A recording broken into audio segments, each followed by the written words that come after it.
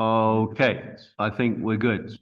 So thank you so much, Michael, for being again with us. We have our 4A group of new facilitators who are just behind me, and very much looking forward to talking with you. I've gathered questions for you so that to make it as smooth as possible in terms of translation and transition. So if you're okay, we can go ahead with the first question. I'm good. And I even asked the internet technician to give me boosted signal tonight so that we didn't go offline. And it appears that he's done so, because this is the best Zoom connection I've had so far. Yeah, it looks really good so far. So we've got a 4G box as well, so we should be good as well. So first question, could you or how would you define presence?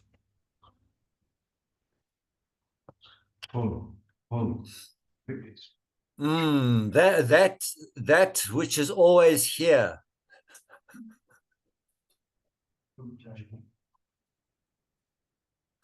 We're not always here, but that which is always here is presence. So the more into the here we get ourselves, the here now and this we get ourselves, the more we connect with what presence is, which doesn't know time, it doesn't know past, it doesn't know future, it doesn't function on that level. So the more we function on that time, space level, the less we have those wonderful encounters with presence that some of us have. And but it's mostly whatever's always here.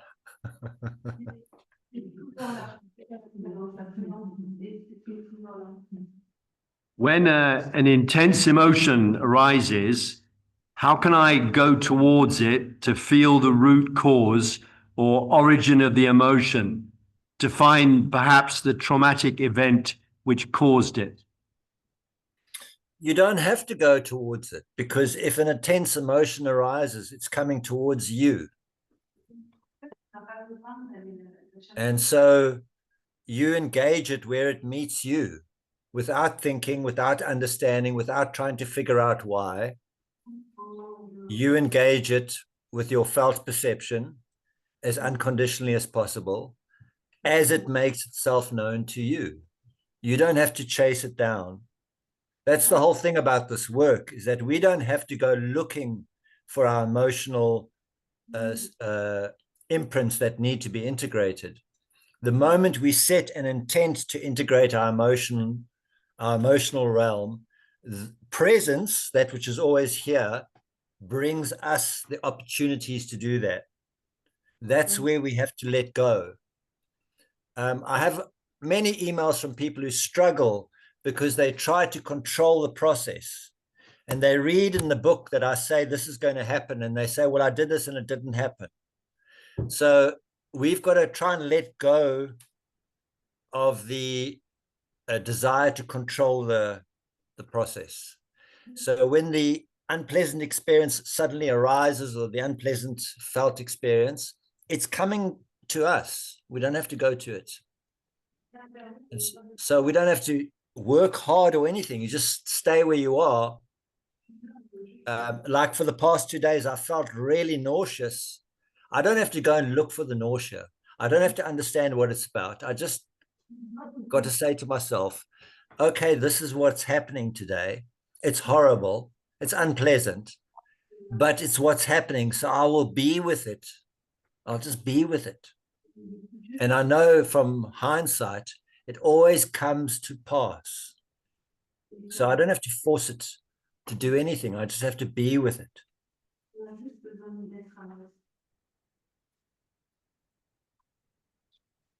In your book, you encourage us to go inside ourselves rather than change the circumstances, to find solutions to situations that are sometimes inextricable. Yet, sometimes we might need to change jobs, partners, or whatever, and these changes might bring real answers to which we need to commit wholeheartedly. Yes, I agree. when you know the difference between reaction and response in your own experience, you will know whether you're behaving in reaction or in response. I got locked out of my cryptocurrency the other day, and there was a reaction. It wasn't a response. I knew the difference. I had to apologize to the people at my platform for my reaction because I didn't respond. The moment I responded, they just fixed everything. But I know the difference between a reaction and response. So if I'm leaving my job out of reaction or breaking up with my partner out of reaction, I know I'm doing that. I know. I can feel it in myself. It's going to be uncomfortable the whole way. But if I'm doing it as a response, it means I've already sat with that emotional signature and integrated it to the point that it's no longer a charge in me. And now I can go to my companion and say, I think we're done, without making them defensive or upset or blaming them or being reactive, but just saying, or going to my boss and going, it's been great working here, but I think this is my last day. I think I'm done. Instead of I'm leaving, I'm done with this place. We inside ourselves know, once we've gone through the presence process, we will know the difference between reaction and response. And there is a time when a line needs to be drawn in the sand in our lives. There are times when we need to have our boundaries. There are people that are hurtful. If we allow them into our company, they will hurt us because they are hurtful people. It is up to us to gain the fortitude to draw the line out of response and say, not in my experience, thank you. But we have to know that we're doing that out of response and not out of reaction. If we're in a state of reaction, first we need to sit with that emotional signature until it's not driving us. And once we get to a place where we feel calm and clearer, then we can speak to whatever that situation is from a point of response. So yes, sometimes we take external action, but make sure it's done out of response and not out of reaction. And that rhymed, so it's pretty good. Wow. Poetry. What is safety and where can you find it? Well, if I don't feel safe, I'm not safe anywhere.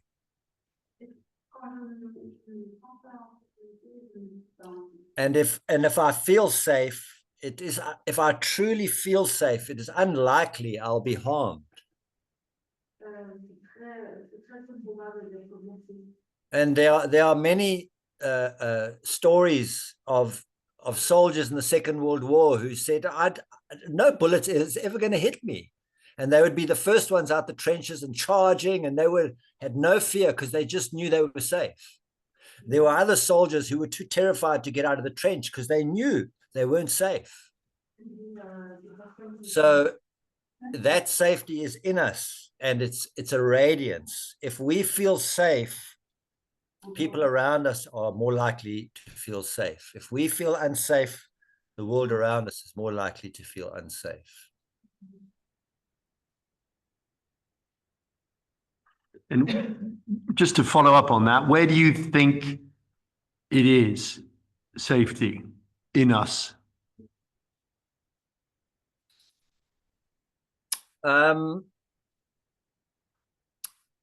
Safety, I can only speak from my experience. My feeling of safety, which I don't feel 100% safe. I'm in one of the most crime-ridden countries in the world. There's a murder happening here every couple of minutes in this country. So it's not a country that makes you feel safe. But I do have a sense of my own safety, and my sense of my own safety is in as much as I have a connection to what life is. So if I don't feel connected to life, I'm going to feel unsafe. If I feel connected to life, life will take care of me. And so that's how I gauge my my safety. And safety is a feeling like peace or joy or anything else. It's a feeling. It's not a circumstance.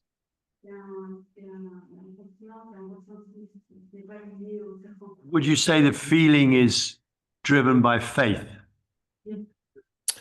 Well, it can be driven by faith. It can be driven by past experience. It can be driven by the fact that you go to the gym every day and work out and you know no one's going to mess with you. It can be driven by a lot of different things as to where your safety is coming from. But if you don't feel safe, you aren't. If you don't feel safe, you're not.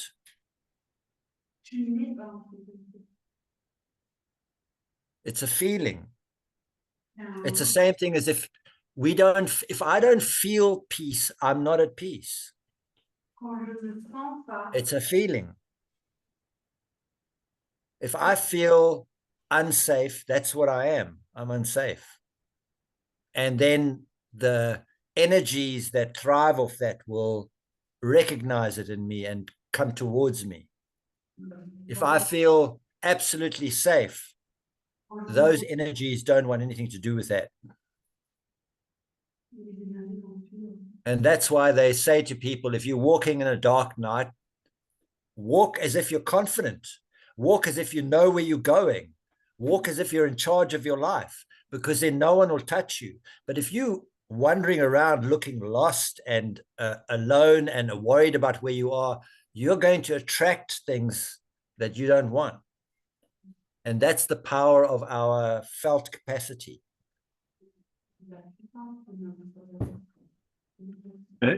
Let's say in that case that you do kind of fake it before you actually make it, in the sense that you can walk confident through the streets or whatever, just to be able to give yourself a good chance. You might not feel safe, but your confidence might build, I imagine, as yeah, and you got to figure out why you're in the street in the first place. Yeah. You know what I mean? What's your motive? Why are you in there? Why are you in a place like that in the first place? So, but you know, it is related to the feeling body. So the more we master our feeling body, the more we have command over these experiences for ourselves. So if you have command over your feeling body in an emergency, you can be useful to others because you can remain calm, whereas others get hysterical. They have no control over their feeling body. And so the more we engage with our feeling body, the calmer we will be in many circumstances. People that feel unsafe don't know that it's their feeling that is being messed with. They don't even know what's causing them to feel that way. They'll look at the external circumstances and say, I'm unsafe because of that over there. But they don't realize that the feeling of being unsafe is a feeling.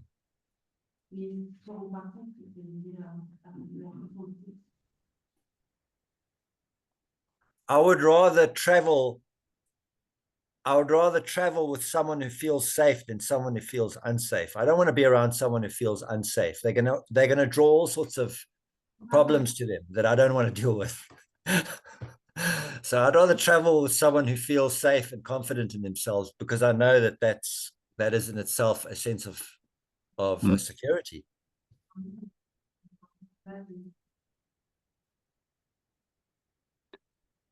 And as you said, sometimes you have to fake it till you make it. But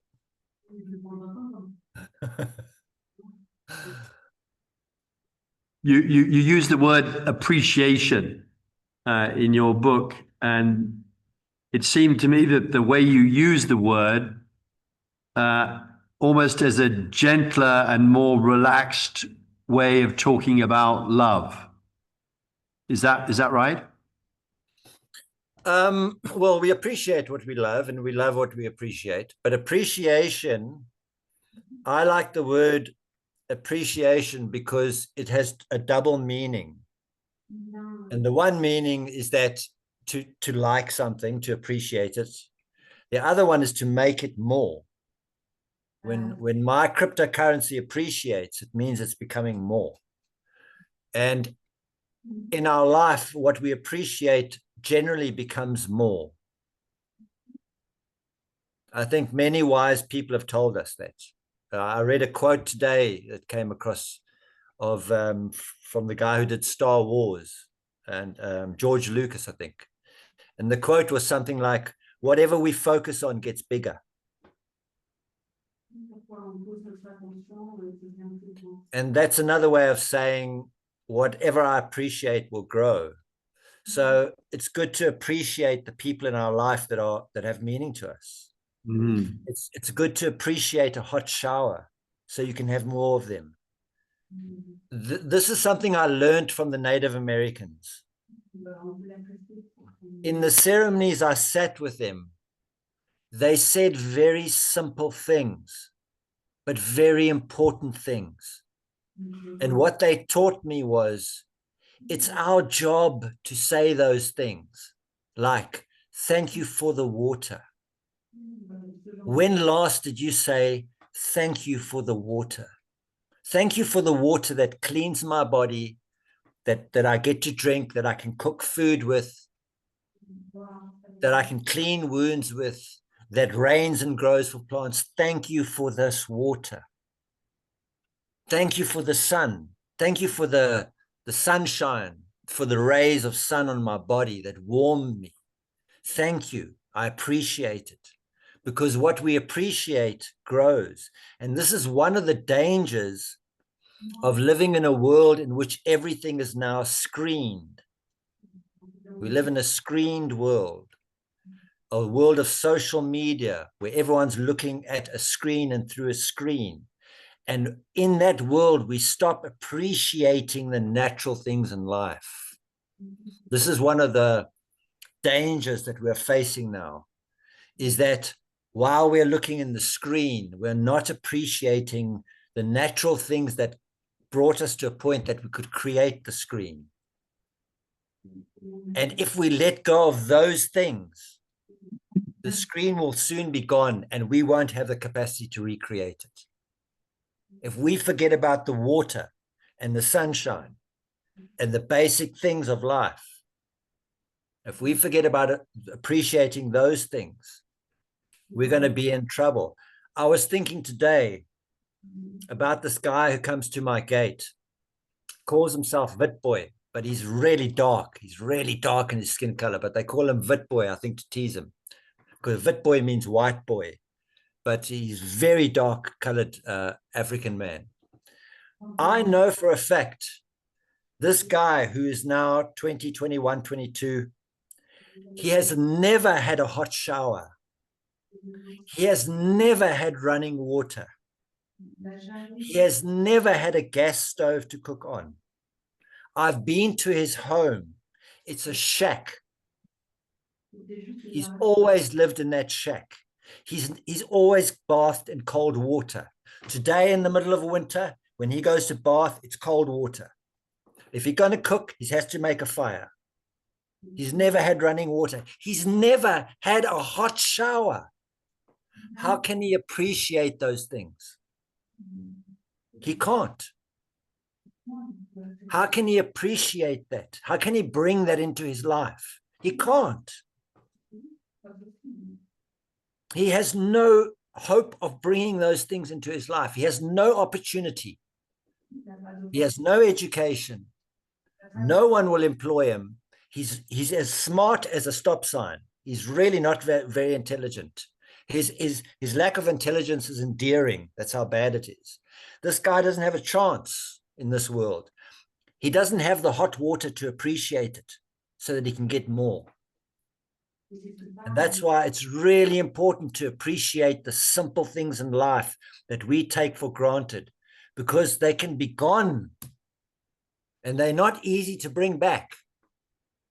And if we sit all day on the screen and stop appreciating the natural world that enabled us to make this damn screen, we're going to be in a lot of trouble soon. And that's what the Native Americans were teaching me in ceremony.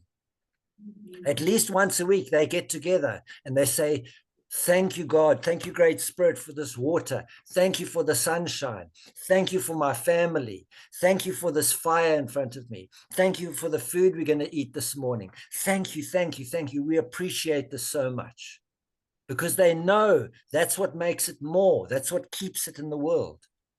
And that's the power of that word appreciation. It's so powerful. Everything I have in my life, I have from appreciation. Everything is from appreciation. That's the power of that. So we love what we appreciate what we love, but appreciation is like a smarter law of attraction than The Secret and all that nonsense. Just appreciate what you want to make more of. Appreciate what's good in your world so that it will grow. And don't let the screen tell you what to appreciate or what not to appreciate. That's the end of us. If we start appreciating only what the screen tells us to appreciate, and we're going to be in big trouble if we're not already.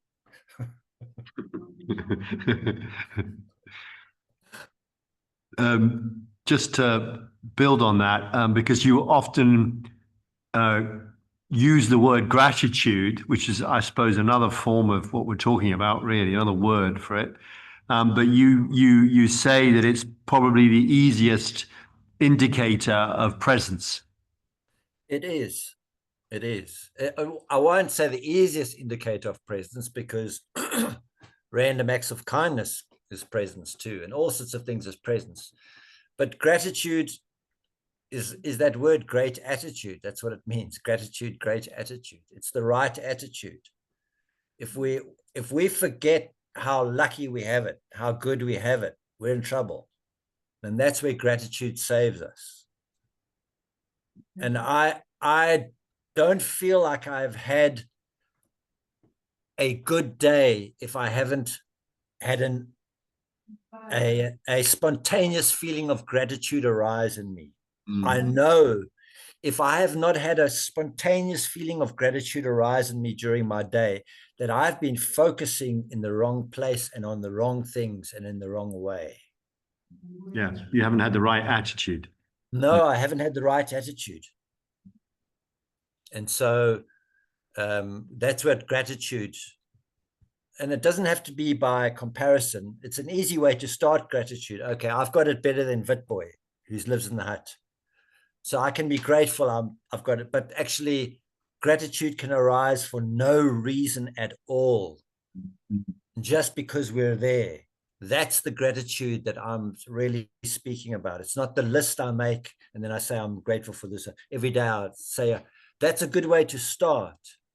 But to be walking through my day and I'm busy making a sandwich or something, and I just suddenly feel so grateful to have this food just arising up in me. That's the gratitude that it must be part of my day. Every day, sometimes it's often, sometimes it's just once in a day, but it must come. If I put my head on my pillow at night and I haven't had that experience, something is amiss. I'm missing the mark. You know.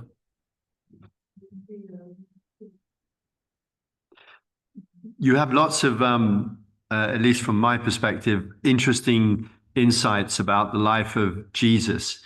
I was just wondering whether you could say a few words about Jesus and Mary Magdalene. Well,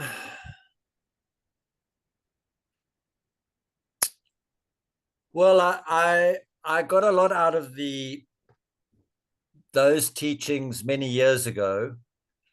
I looked at a lot of that, and I saw a lot of the emotional body teachings in the teachings of Jesus. So unless you become a child, you cannot enter the kingdom. And that's, I think we all understand what that means. And unless we can go back to that place and take care of what knocked the child out of us and put the child back in, we're in trouble. And So, I would have to have a more specific question than just to address the teachings of Jesus. But I think Jesus, everybody who goes into themselves is going to discover the same things, the same thing. They might have a different language for it, but we're going to discover the same thing.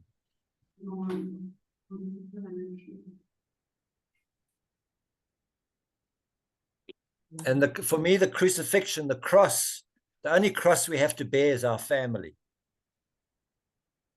That's the cross we come to bear, because they reflect for us most accurately the imprinting that we are going to be integrating if we are choosing to integrate our emotional body. Our father will be related to God and guidance, and our mother will be related to matter and the earth, and our sister will be related to the heart and emotion, and our brother will be related to the mind and teachings. So Jesus was the brother and came with teachings, and Mary Magdalene would have been the sister who came with the emotional body stuff. And if they worked together, that's probably how they would have worked. It's hard to know because one had to have been there. But I didn't recognize anything unfamiliar in the teachings of Christ, in the teachings of Buddha, in the teachings all across religions when I went into my own self and explored what was going on. I just had a different language for it, but it's the same journey. I don't think I discovered anything new. I just gave it a language that we could speak to each other about it, and then a way that people could use it to explore themselves. But it's not new. I doubt whether it's new at all.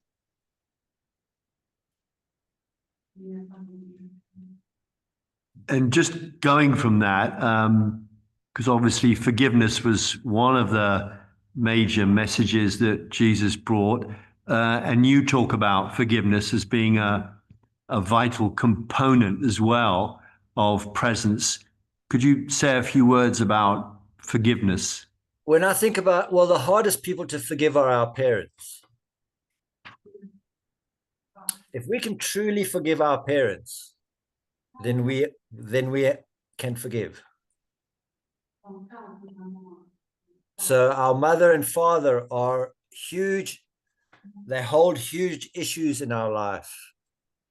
The dealing with the mother is huge. Dealing with the father is huge. Dealing with the missing father is huge. Many of us didn't have a father because the father was missing. Many of us had a poisoned mother, so she wanted to keep us with her as security because the father wasn't there. So she did whatever she could to keep us close to her, and pushed away anything that would cause us to fly from the nest. That kind of mother is very dangerous. And all of these things we have to deal with in ourselves when we're doing emotional stuff. So if we truly forgive our mother and father, then we know what forgiveness is. And for me, the image that I bring when I'm dealing with mother and father is I see my mother as a 5-year-old or a 6-year-old, or see my father as a 5-year-old or 6-year-old, and see what happened to them that made them the way they are, or the way that they turned out to be. And if I cannot see and comprehend that they were loaded just the way they loaded me, then, what am I? So that's where the forgiveness comes in, where I realized they did the best with what they had. And they don't have the language of reflection that we have today,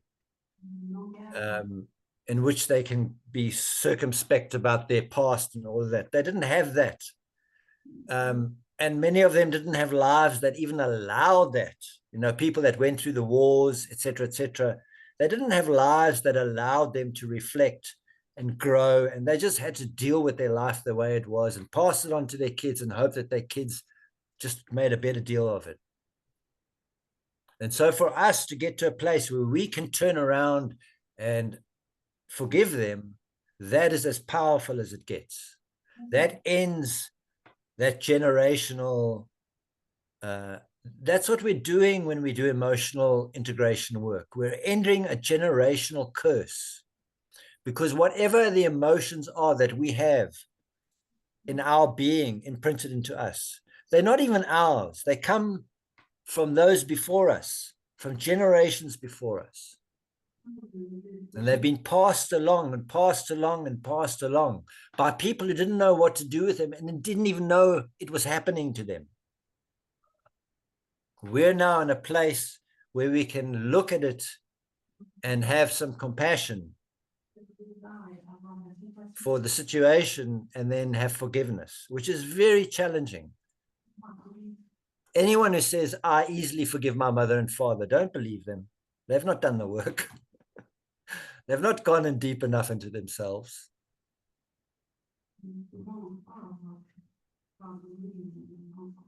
Because it's the same as saying, I forgive God for putting me here, and I forgive this earth for giving me such a hard time while I'm here. It's the same thing. Mother and father is God and earth, God and matter, spirit and matter. And in order for us to have a real relationship with nature, with Mother Earth, and to have a real relationship with whatever God is for us, we have to first go through our own mother and father. We can't go around that. If a person says, okay, I'm going to join Greenpeace and I'm going to bring peace to the earth, but they won't go and sit next to their mother because they can't get on with their mother, they're a bullshitter. It starts, peace on earth starts with your mother. Peace in heaven starts with your father. Peace in the heart starts with your sister. Peace in the mind starts with your brother.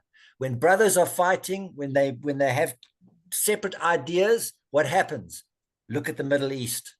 Look at Ukraine. That's brother against brother. Do you think the sisters want to have anything to do with that? No, that's brother against brother because they do not agree on the ideas. So that's to forgive your brother means, okay, I accept that you can have different ideas to me. You can have a different religion to me. You can have different things to me.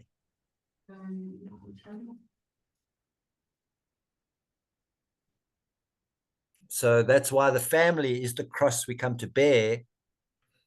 And that's why Jesus said, I did not come to bring peace to this world. I come with sword, with fire, with war, to cleave mother from child, father from son, to break up this thing that's been carrying all these signatures through generation after generation after generation. I'm coming to cut these things away. And I don't think anyone he spoke to, likely no one that Jesus spoke to understood what he was saying. It's unlikely that we understand what he's saying today, but it's very unlikely any of his disciples had a clue about what he was talking about. And he had 12 of them, and he probably had one that he could that really got him, and the rest were just followers. Because there was at that time, there was just it was so difficult to work on your own experience.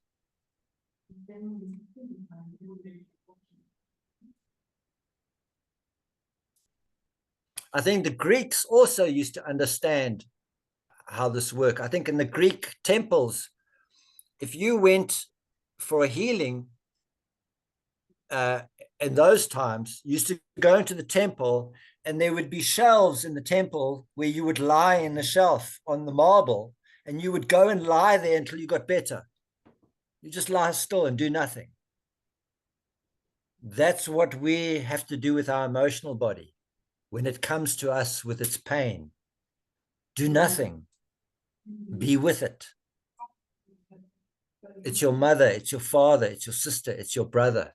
It's coming to you for healing, for forgiveness. And the way you forgive is to be without condition. If there's condition, forgiveness hasn't happened yet. Mm.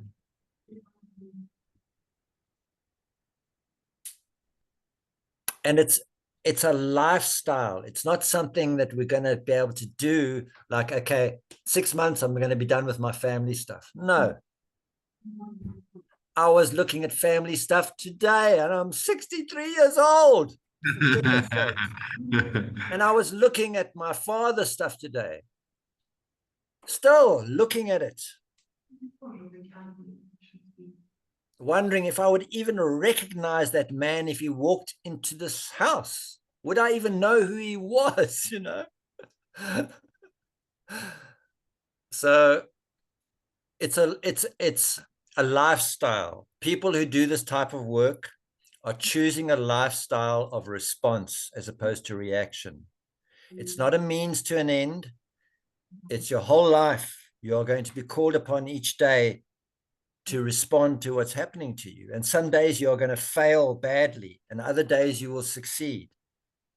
But you will never get to a place where it's done. Forget it. It's done when they put you in the ground or they throw you in the fire. It's done. Maybe. Maybe. But it's a lifestyle and it's a way of living. Living in response is a way of living.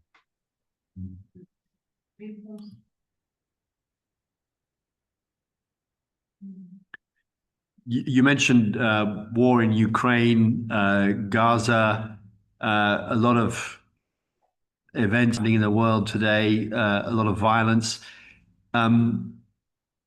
Is there a place for public demonstrations and, you know, what have you, and calling out so and so and becoming an activist? Well, I think it's up to the individual. I think if our town started getting attacked, I would pick up arms. So it's really about context and the experience that you're in. And but it's really important to do the inner work first. And I'll always say that about people who ask about going to do protests and things like that. Are you being driven by a charge or are you in charge?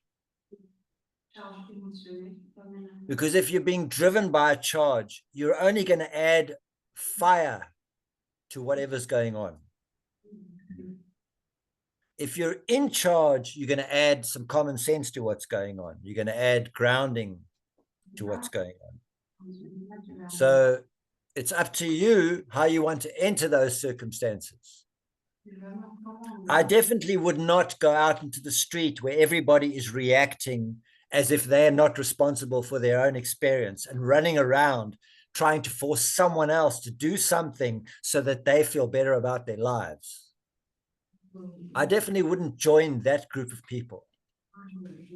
But I don't say that they shouldn't be there, because most 99% of the world lives in reaction.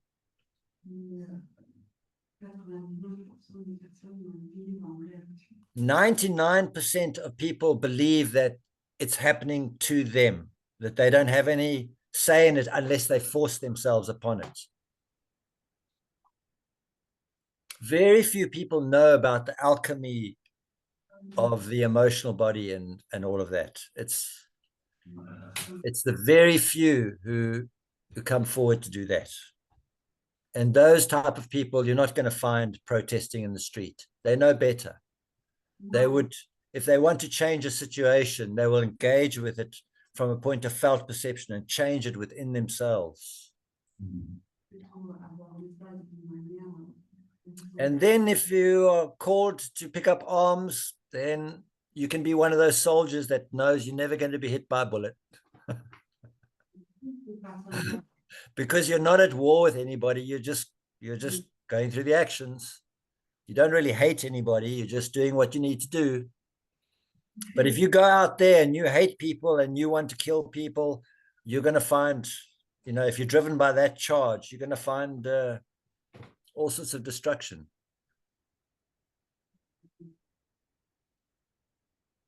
A technical question about the breathing technique.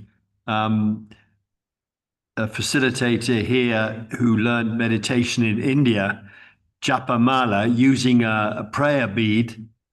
And he's been using that for the breathing technique for the mantra, I am here now in this. And then another bead, I am here now in this. He finds it helps a lot for his concentration. What do you think? I say what works. If something works, work it.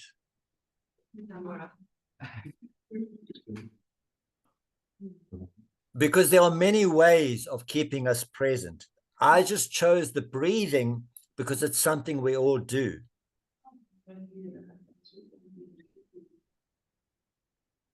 But there are many other ways of, that one can find of staying present.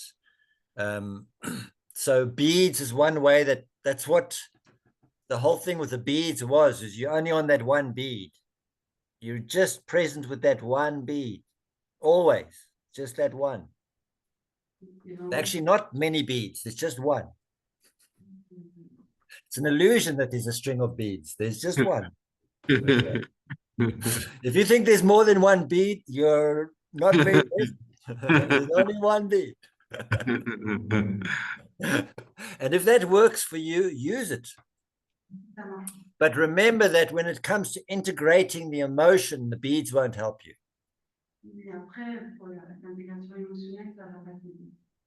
When it comes to integrating emotion, the only thing that will help you is your willingness to feel what is happening to you without condition.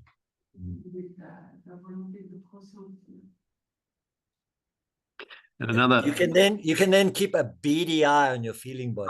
Oh, good one, Michael. Very good. I love that. A beady eye. We're going to have trouble translating that, but nevertheless, it's great. Another technical question. Are the words, I am here now in this, are they important? Could you replace them with another mantra, Om, or whatever? Yes, you can replace them. The reason I chose that I am here now in this is because it covers the time, the place, and the experience. So it's really placing us in time. I'm here now. I'm here in the place. This is the place I'm in. And in this is the experience that's happening. So I'm just stating the obvious. I'm just reminding myself of the obvious by saying that. I'm not trying to accomplish anything. It's already happening. I'm already here now in this, whether I like it or not. I can't change that no matter what I do. I'm always going to be here now in this. But sometimes I need to remind myself.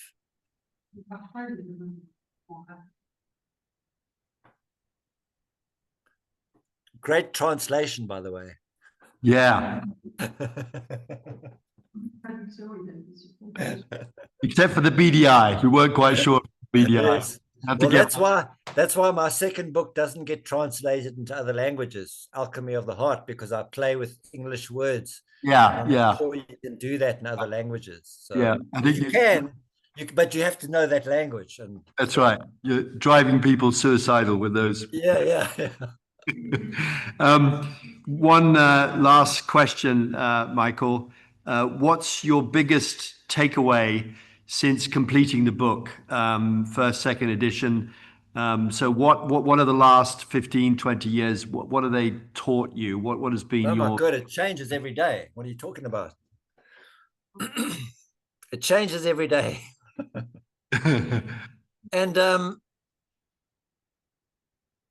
I don't really think about it, to be honest. I'm very grateful I have the tools. I use the tools every day, some way or another of responding.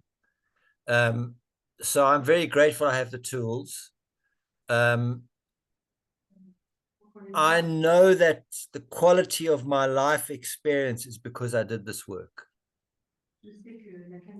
So I know that I have a really good life because of the emotional body integration work that I did on myself.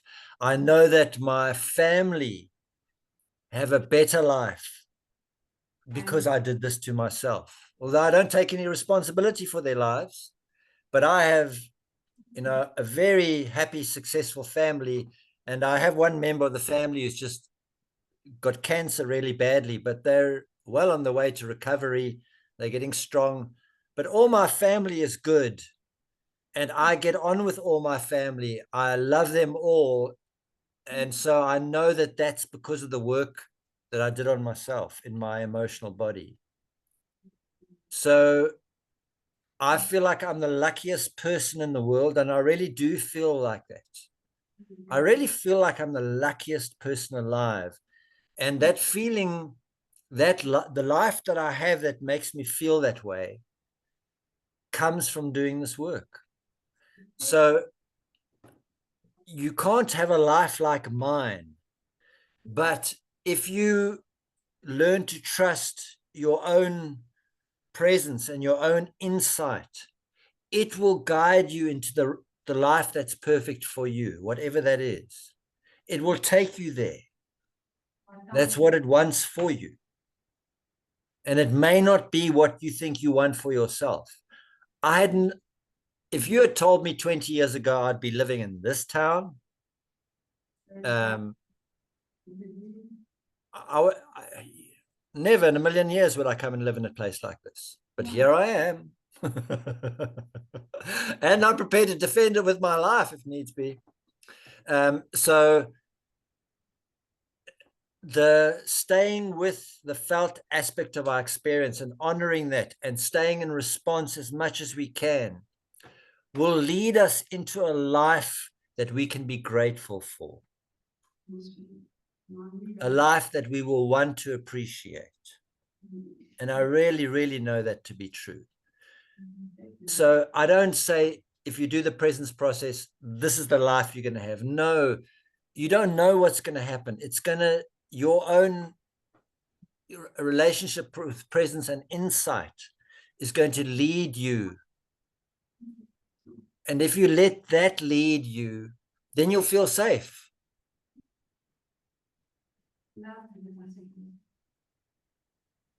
You'll know you're not alone. You'll know there's something powerful that happens when you pay attention to what's going on with yourself in an honest way. There's something very powerful that happens for you and people around you. And you don't have to know what that is. You don't have to understand it. You just have to say, well, I'm going to choose to live in response as best as I can. I know I'm going to fail some days. There are days when I'm going to lose my temper and get upset, but I'll go as quickly as I can from that place back into response, into forgiveness, into gratitude and appreciation. And I know that's going to give me a better life than if I choose the other road of reaction and blame and anger and fear and all these things that we can imbibe. So it's always changing for me. I've never arrived at a place where I go, I've got it. I'm always changing my use of words. Like, I don't like the word God at the moment. I prefer the word life. I find God I don't know, this God that I got educated for, it's not a really nice God. It's a bit rough. So I prefer life. Life is in everybody and everything. And all life is the same. The life in my cat is the same as the life that's in me. I'm no smarter than my cat as far as life is concerned. And I love life. I appreciate life. I don't know what life is. It's an absolute mystery what it is that animates us the way we become animated and enables us to have the experiences we have. And I'm forever grateful to whatever that is. And as long as it wants to stay with me, I'll be happy. And when it wants to leave, well, there's nothing I can do about that. But as long as it's with me, I feel safe. And that's my relationship with life is what makes me feel safe. And the way that I connect to life is through the feeling body. It's not through the thinking body or the doing body. It's through the feeling body primarily is the way I'm connecting with life. That's the way we speak to each other. Gets my attention by making me uncomfortable, and then I give it my attention, and then it steers me from that place.